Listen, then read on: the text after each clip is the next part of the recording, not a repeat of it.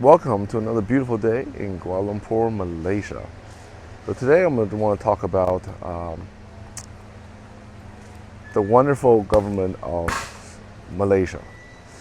And I don't say that facetiously, in an ironic way. I do say that genuinely, and let me lay out my cases so you understand why. So the very first conversation I ever had in Malaysia was in a car, a taxi, from the airport to the city center. My driver was an old Malaysian Chinese man, and upon finding out that I just landed from Shanghai, he immediately go into this tirade about how backward and cumbersome and inefficient the Malaysian system is here, the government system. And after living here 2.5 years, and done some businesses, I understand where he comes from, and I completely agree with the symptom he says. But I want to lay out a case for why this actually may be beneficial to people here. Now, let me just start by saying that indeed the Malaysian government regulations are so outdated, so cumbersome.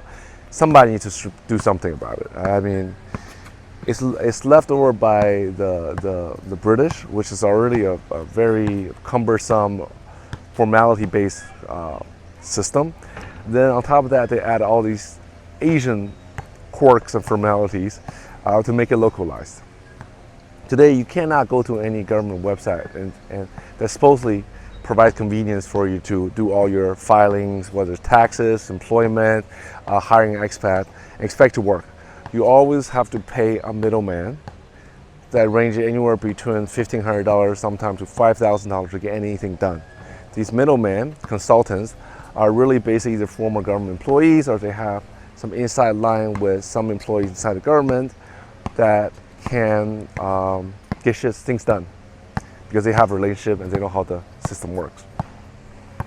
Now, we're not talking about anything doing illegal. It's just getting basic paper filing done so you can stay compliant with the government regulation.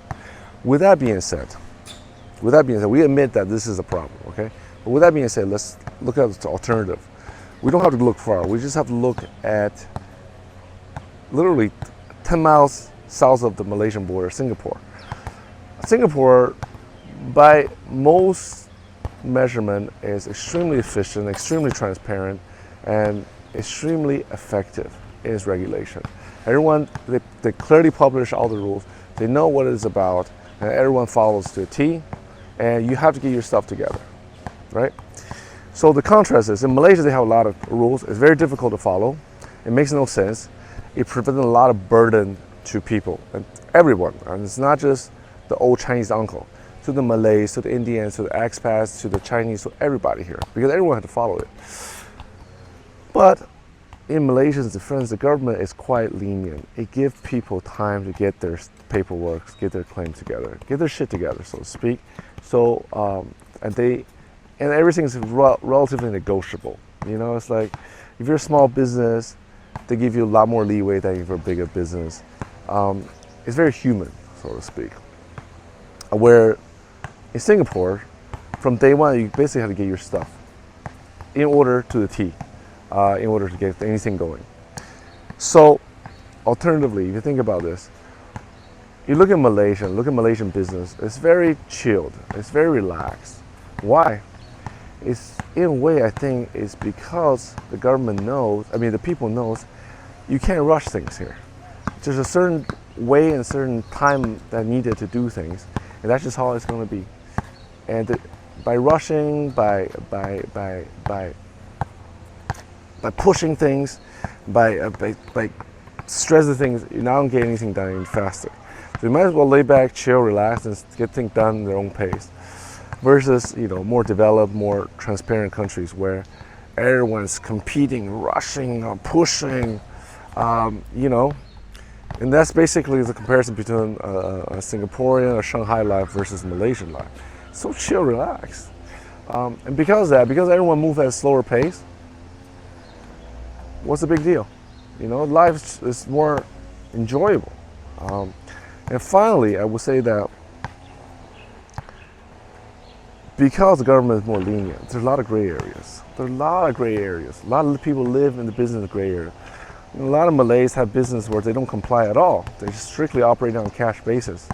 A lot of Chinese business do the same way, because as a small business, there's no way you can comply with all the regulations and still stay in business. The amount of time you would need to spend on compliance would take away from your productive hours. A small business don't have 2-3 extra employees just to file paperwork to stay compliant.